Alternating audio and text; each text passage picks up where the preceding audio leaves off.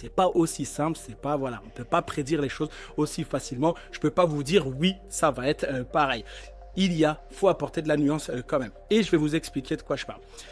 Mais en tout cas, en réalité, ça a quand même beaucoup de sens. Maintenant, si on regarde le passé, jusqu'à présent, les sommets finaux des cycles, ce qu'on appelle les final top, ont toujours eu lieu en fin d'année au 4e trimestre ou parfois au tout début de l'année suivante, Q1. Exemple, le cycle de 2017 sous Donald Trump. Quand on regarde le total des altcoins, et même si on prend Bitcoin ou Ethereum, on voit une énorme hausse qui s'est terminée vers un sommet en janvier 2018. Un deuxième exemple, le cycle de 2021 sous Joe Biden. Même scénario, entre octobre et novembre 2021, les crypto-monnaies sont parties en vrille et elles ont explosé. Pourtant, juste avant, il y avait eu un trou d'air en été, comme c'est le cas aujourd'hui. Et beaucoup pensaient que c'était déjà fini.